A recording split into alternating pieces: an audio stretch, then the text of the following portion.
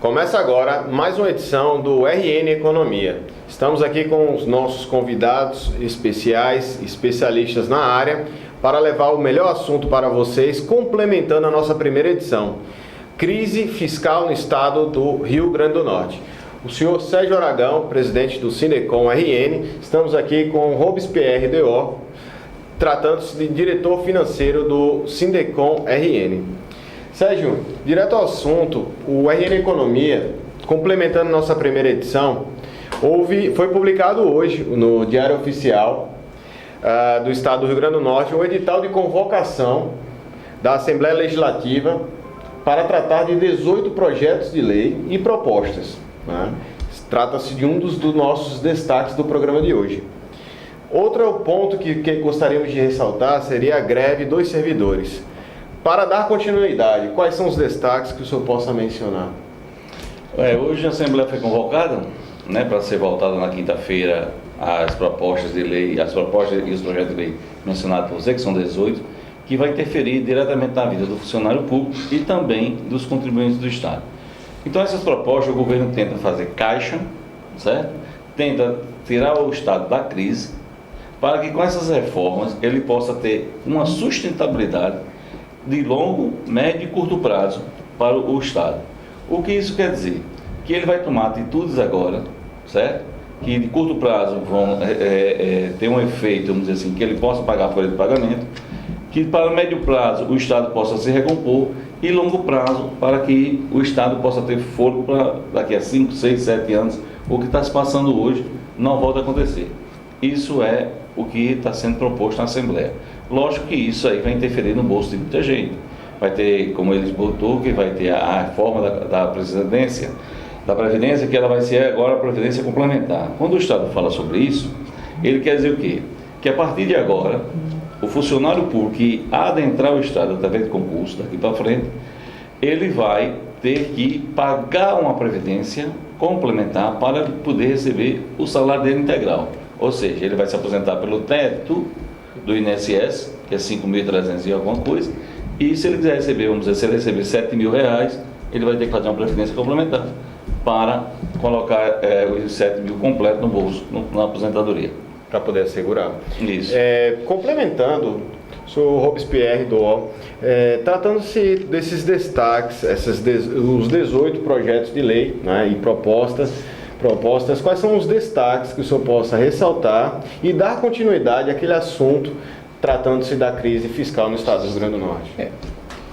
Como o Sérgio colocou, por que o governo está fazendo isso? Ele está discutindo exatamente a falta de capacidade de investimento que o Estado tem. Hoje o Estado não tem capacidade de investir, não tem capacidade de pagar as suas contas.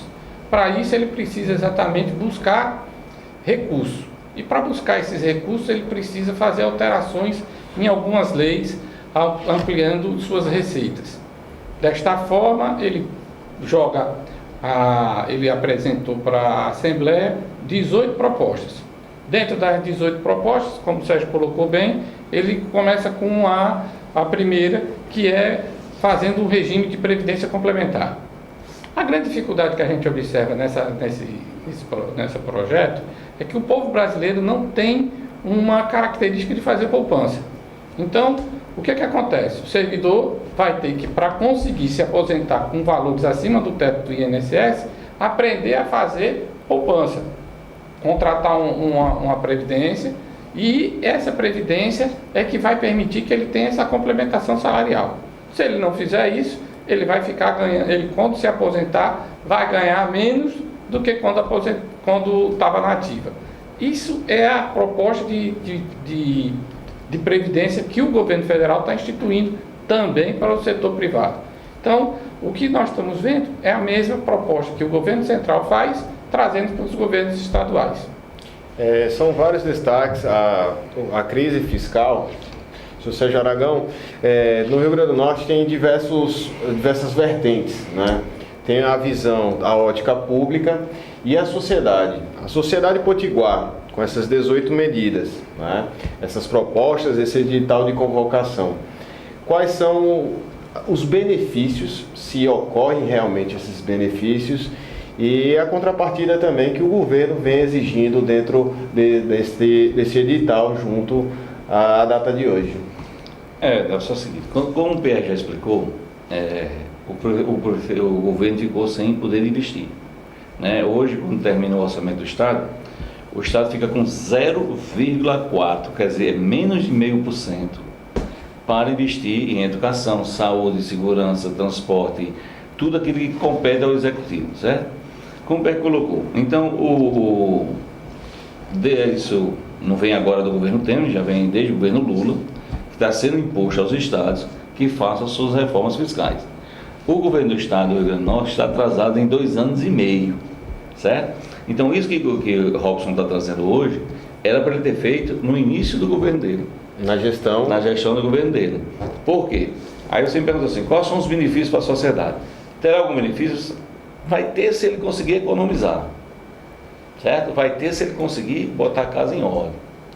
Vai ter se ele conseguir fazer um planejamento de longo prazo.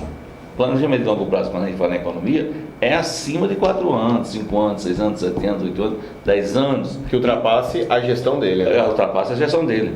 Tem que deixar de ser um plano de governo Robson e ser um plano de governo para o estado do Rio Grande do Norte. Tá certo? Então a sociedade tem que entender que a Assembleia hoje tem na mão dela uma grande oportunidade de botar o Estado nos eixos. Não fazer política, mas fazer um plano para que o Estado saia do sufoco. O que pode acontecer nesse meio tempo? Que o governo já propôs aqui. Ele disse que vai começar a fechar empresas. Correto, tem empresas que não tem cabimento o Estado ter, porque o Estado tem que ter aquela parte da premissa da Constituição, que é educação, segurança e saúde. O Estado não é para ser dono de empresa, né? Então ele vai vender a Portigás, ele está pensando em vender o centro de convenções e outros imóveis que ele tem para fazer caixa. Mas esse história de fazer caixa com venda de imóveis, de ativos, o grande problema é o seguinte, é para pagar a folha? Não, esse dinheiro tem que entrar para ser reinvestido no Estado. Está aí a saúde, você vê o Valfredo, tem 96 pessoas no corredor. Porque mais adiante não vão conseguir adquirir recursos. Pois é, que quando você vende uma coisa, você deixa de tê-la. Né? E tem um ditado no jargão aqui do nosso sertão, que diz assim, quem vende o que tem nunca mais tem, né? Então se ele começa a vender o que tem, e isso for só para pagar dívida, não adianta, certo? Então ele tem que vender o que tem, fazer um fundo, e esse fundo ser revestido para a educação, para a segurança, para a saúde, né? Se eu só na saúde aqui para dar um exemplo, a gente hoje tem em lista de espera no estado de eletiva, a gente tem hoje quase 5.000 cirurgias a ser feitas. Absurdo. Para pontuar também, complementar, passando as informações, uma outra esfera que também muito debatida, que é a Previdência Social. Nessa crise, os servidores estão sendo prejudicados em partes, né, ou na sua totalidade, mas existe alguma classe específica que o senhor gostaria de ressaltar? E o papel da Previdência Social? Que tipo de mudanças e quais são as projeções ou perspectivas que todos aqueles servidores podem ter de agora em diante, senhor? O que a gente observa? Dentro do processo de previdência, você tem pessoas hoje no governo, ela se aposenta, o salário que ela ganha, ela leva para a aposentadoria, com todos os direitos. O que acontece? A previdência significa que eu estou guardando dinheiro para a minha aposentadoria. E hoje a gente observa que o governo não tem nenhum dinheiro em caixa para a sua previdência, para manter a previdência. Então ele está sempre botando dinheiro do tesouro, ou seja, do caixa dele, para cobrir a previdência, que era para ter guardado durante o ano, ou durante os vários anos que a pessoa contribuiu. Isso a gente não observa hoje. Vamos para um rápido intervalo, voltamos em instantes com mais informações sobre a crise econômica no estado do Rio Grande do Norte.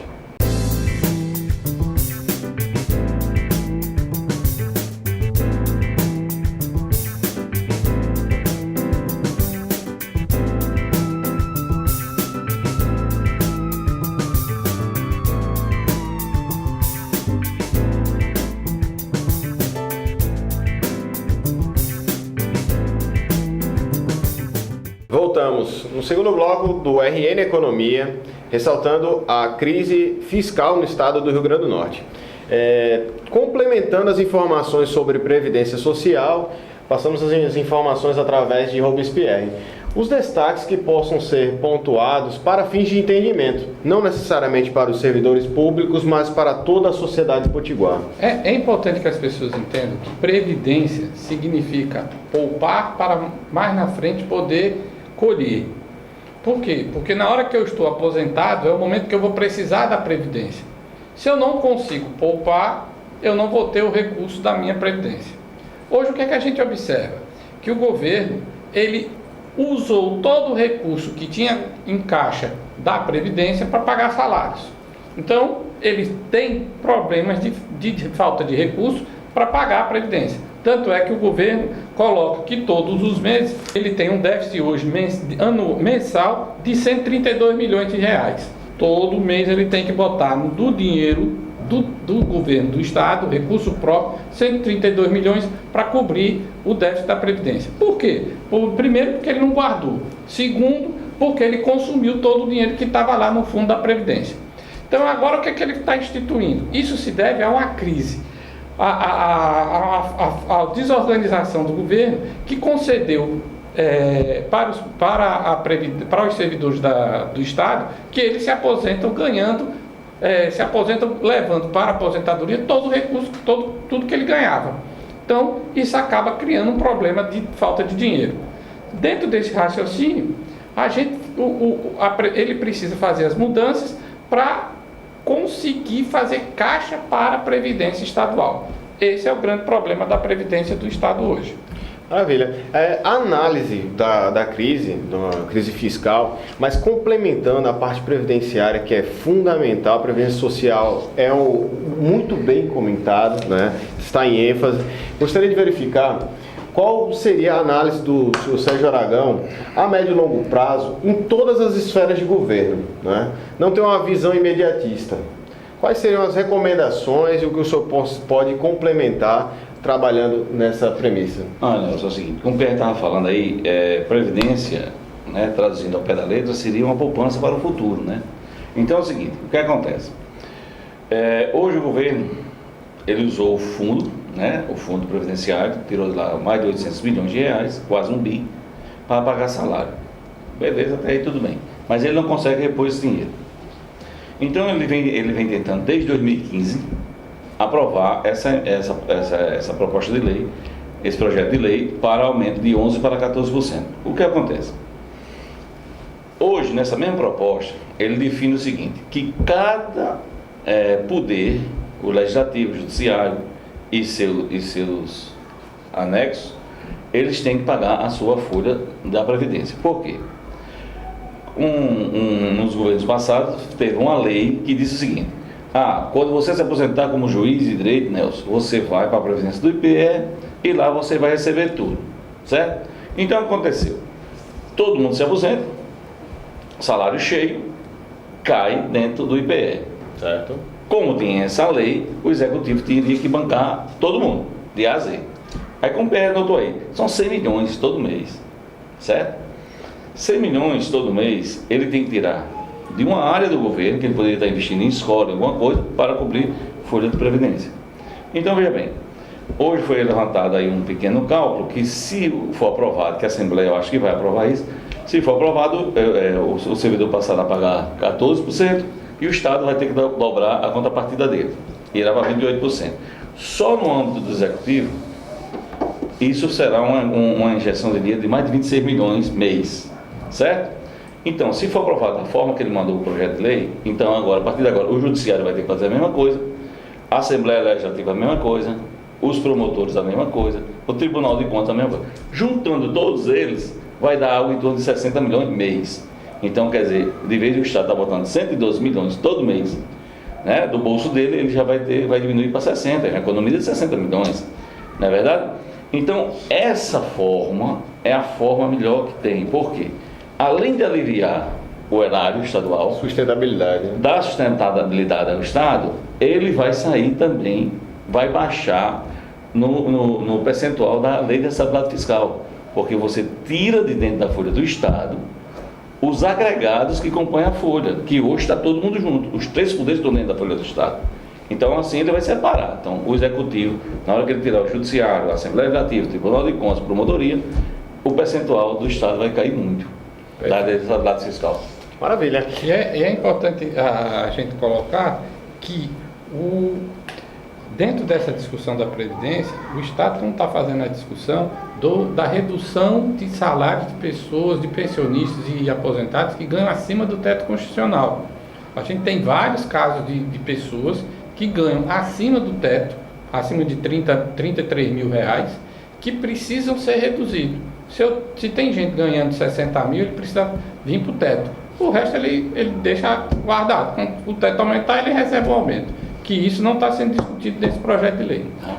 Perfeito. Para complementar aí o Previdência Social, muito bem explanada por dois especialistas, Robespierre, para fins de conceito, didaticamente, a Seguridade Social, que é um patamar bem mais superior, né, fazendo parte dela a Previdência Social, como é que a sociedade potiguar pode entender toda a Seguridade Social e sua estrutura hoje no Rio Grande do Norte?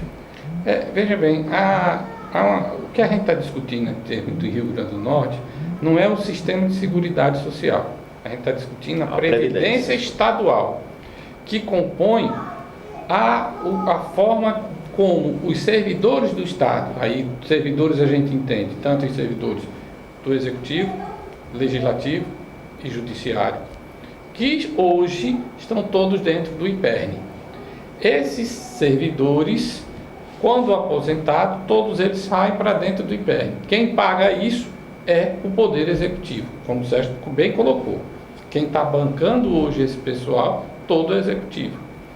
E aí, na hora que ele faz essa reformulação, o que ele está fazendo? Ele está distribuindo essa despesa para os outros demais poderes, que é isso que precisa ser feito. Então, o servidor do Estado, do Judiciário e do Legislativo, se ele quer recurso, ele vai ter que participar de uma previdência complementar. E isso é muito importante. Maravilha. Didaticamente, o RN Economia tem esse cuidado de destrinchar informações para o melhor entendimento de todos vocês. A Previdência Social debatida nesse segundo bloco, a Seguridade Social, assim como grandes pontos. Senhor Sérgio, existe alguma recomendação que possa ser passada no âmbito da Seguridade Social, além da própria Previdência Social mencionada?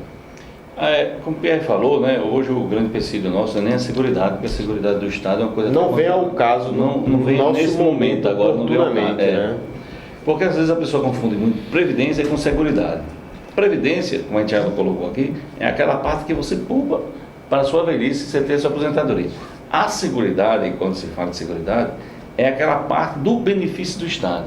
É o cara que se acidentou de moto, vai para o Valfredo vai, faz a cirurgia, faz as coisas todas, e ele vai para casa e fica recebendo um tempo em casa. Isso aí faz parte da seguridade. Perfeito. Certo? Que hoje o pessoal confunde muito esses dois termos, acha que tudo é previdência.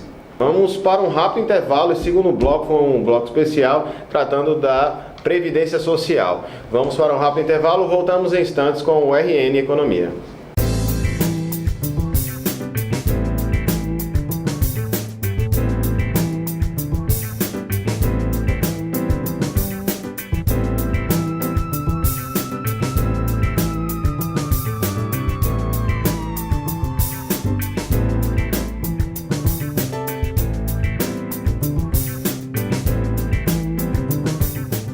Voltamos. Terceiro bloco, reservado para os comentários e informações pontuais dos especialistas do RN Economia. Tratando-se do pacote promovido pelo Governo do Estado, através dos 18 projetos de lei, ressaltando todas as informações que já foram mencionadas no primeiro e no segundo bloco. Senhor Sérgio Aragão, quais seriam as principais informações que possam ser ressaltadas? São 18 projetos e medidas. Comente, por favor. Eu acho que, além da Previdência, que a gente já falou muito aqui, eu acho que a nossa parte mais delicada agora é um custo social alto, são as emissões, né? E a gente tem que ver essas emissões de duas óticas. Os seletistas, esses que têm um amparo legal, né? Se eles forem despedidos, terão que ser indenizados, e alguns já estão recebendo pela Previdência Nacional, né, que é o INSS, esses estão assegurados pelo menos o ganha-pão deles mensal, né? Agora tem outro lado, o pessoal que entrou em 83. O pessoal está divulgando muito a partir de 83, mas a Constituição fala que só pode ser a partir de outubro de 83 a outubro de 88, quando foi promulgada, ou seja, quando foi editada a nossa Constituição, certo? Então veja bem, se isso for a cabo, né? O secretário falou aí, o secretário de Administração, o senhor Cristiano, falou que vai ser feito um levantamento, mas o que já circula hoje dos blocos especializados, que seriam 14 mil pessoas, certo? 14 mil pessoas, Nelson, que vão sair hoje assim, desculpa o jargão, com a mão na frente e outra atrás, ou seja, sem nada, né? Com pessoas com 56 anos de idade, com 36 anos de contribuição para a Previdência do Estado e tudo mais. Aí a gente pensa assim, aonde esse pessoal vai se recolocar, né? Com tanto tempo de serviço. Com tanto tempo de serviço dedicado a uma secretaria, dedicado a um tipo de trabalho, porque o trabalho do Estado são os trabalhos específicos, certo? A nossa, por exemplo, se você, eu sou contador, mas o contador público, ele é diferente do contador privado, certo? Porque as nuances são diferentes. As rotinas administrativas são distintas, né? Totalmente distintas. Então, o cara é especializado por bem público, não é isso? Então, vamos dizer assim, o que é a grande preocupação? É a forma de como está sendo divulgado isso. Não vai ser demitida a pessoa a partir de 83. A Constituição diz que é a partir de outubro de 83. Então, quer dizer, quem entrou de setembro para trás está salvo. Não há empecilho. Não há empecilho, ele pode ficar lá. Segundo o secretário, ele vai ver isso aí ainda, mas agora ele vai ver primeiro quem é o pessoal que vai ficar. Aqueles que tiver mais de 2 vínculos estará na rua. Aquele que tiver um vínculo, segundo ele, está salvo momentaneamente. Então, eu pergunto aqui, assim, é uma pergunta que a gente faz e faz para a sociedade. Vale esse custo social, né? Que você, como o Pierre estava aqui, quando a gente estava trabalhando, ele fez uma pequena conta aqui, são 56 mil pessoas, se você botar aqui cada casa tem 4 pessoas, né, pelos 44, isso daria mais ou menos a população de Caicó. É um impacto considerável, né? Imagine isso, o impacto na economia do Estado, né? O impacto disso nessas famílias, né? E assim a gente tem que começar a pensar em outras formas que o governo pudesse economizar, gerar renda, gerar receita, que mantivesse esses empregos, certo? Assegurando os empregos, né? Redução do duodécimo, compensação do duodécimo, né? Os outros poderes têm também que entender que no executivo tem pai de família, tem que entender que tem um cara que já está com 56 anos no mercado de trabalho brasileiro, o cara é considerado velho. Mercado competitivo, como anda? É um mercado competitivo. E o Rio Grande do Norte, apesar da gente amar muito esse estado, não tem esse mercado para absorver 14 mil pessoas. Número considerável. Muitas famílias que vão ficar a ver navios, como dizer assim, né? Sr. Robespierre, sobre esse pacote, quais são os seus comentários e números que a gente possa passar para a sociedade potiguar, tratando-se desse pacote do governo do estado, né, em prol de uma possível solução, mas qual a visão do especialista que aqui está? O que você colocou foi bastante interessante, o custo social que isso vai causar. Se você imagina que uma família média brasileira tem 4 pessoas, nós estamos falando de trazer um prejuízo para 56 mil pessoas. Certo? Impacto real, né? Um impacto para 56 mil pessoas. Não vai deixar de circular recursos que essas pessoas consomem todo mês e gastam dentro do governo do estado na faixa de 25 milhões e 200, se pegarmos um salário médio de R$ 1.800. Salário médio, tá?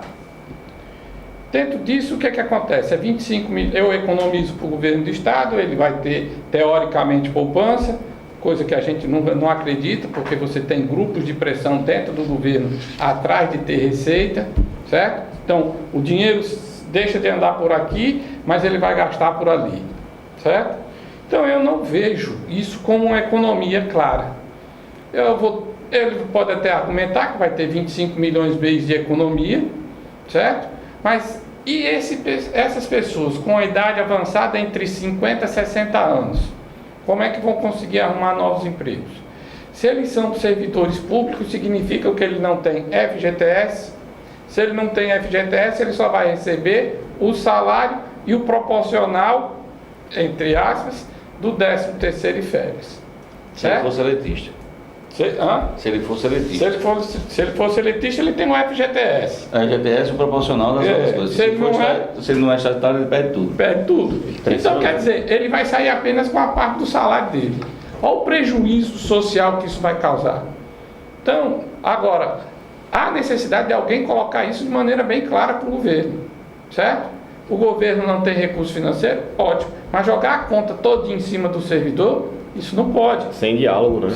Sem ter um diálogo claro de como isso vai beneficiar. Tem muitas outras coisas que precisam ser feitas, que podem ser feitas. Ele vai fechar a secretaria, muito bem. Ele aumenta ali, ele cria um imposto em cima da questão da geração de energia eólica, que a gente não agrega nenhum centavo para o Estado, e é um investimento grande que o Estado vem tendo. Então são coisas que precisam ser discutidas. E não demitir 14 mil pessoas com impacto previsto de 56 mil pessoas sem esse salário mensal, causando um prejuízo para elas de 25 milhões e 200 mil por mês, certo? Então é uma discussão que precisa bem... Que deixa de circular, deixa de ser consumido esses 25 milhões. Exatamente. Saiu num blog especializado aí que a demissão desse pessoal acarretaria para o Estado apenas 6 milhões de reais. 6 milhões de reais. Quer dizer, você vai botar 14 mil em troca de economizar 6 milhões. Aí a gente pergunta assim, o que é 6 milhões em cima de um duodécimo que foi passado pelos outros poderes, de 1.680 bilhões que foi passado dos outros 3 poderes? Então é isso que eu digo. Então eu acho que deveria ter uma generosidade dos outros presidentes dos outros poderes e ver que esse impacto social é muito grande. Se a Assembleia recebeu 280 milhões no ano passado, o Tribunal de Justiça recebeu 600 e tantos milhões, e assim sucessivamente, então a gente precisa ver que esses 6 milhões é uma gotinha dentro desse mundo de dinheiro que é 1.600 milhões que foi repassado para os outros poderes. E uma coisa interessante é que ninguém fala de diversos funcionários que hoje estão dentro da Assembleia. Isso, certo? Diversos, né? Diversos funcionários que estão lá dentro da Assembleia. Aproveitando também, Robespierre, pela experiência vasta que vocês possuem, né, cargos, né, uma história construída aqui no Rio Grande do Norte, para aqueles que não são servidores públicos, né, e para essa nova geração que está entrando agora, né, aqueles estudantes, né, de Ciências Econômicas na Universidade Federal, que galgam ser um servidor público, né? Com a experiência de vocês, qual a projeção que vocês visualizam daqui a alguns anos, de acordo com esse panorama, se continuar dessa forma? Olha, o que a gente observa é que o Brasil hoje está passando por uma crise na sua economia. Não é nem na economia, no setor público. O setor público brasileiro passa por uma crise. Essa crise advém pela falta de gestão dos nossos governantes. Eles não geram, não trabalham para a sociedade. E isso que precisa ser feito. E a sociedade precisa cobrar mais responsabilidade do nosso gestor público. Maravilha. Sérgio, e como servidor público, ter essa ideia, qual o recado para a nova geração que, como concurso público, né, que sempre muitos estudantes sempre vêm galgando, e qual o recado que o senhor pode passar a médio e longo prazo para que esses... assim, ser servidor público, primeiro você tem que ter o tino para ser servidor público, né? Porque muita gente entra no serviço público, depois que passa do tempo de provação, ele acha que não tem mais o direito de trabalhar, que não é bem assim. A gente tem uma fama ruim de dizer que servidor público não trabalha. Isso é lenda. Tem gente que entra 7 horas da manhã na secretaria e sai 10 horas da noite. Não vou dizer que a grande maioria, a minoria é que voa, certo? Porque no servidor público, no serviço público, você não dá para acumular. Olha, vou só dar uma ideia. A Secretaria de Educação tem 980 escolas, 21 DIREDs, que são as direções regionais de coisa. E aí você vai juntando mais creche, mais isso, mais aquilo, outro. Se o cara resolver não trabalhar, vai faltar merenda na escola lá em Paulo Freire. Não é verdade? O transporte escolar. Então, essa história de dizer que o funcionário público não trabalha, isso aí é lento. No próximo programa, passaremos mais informações, uma análise mais profunda sobre tudo isso. Agradecemos pela audiência de todos vocês. Forte abraço a todos.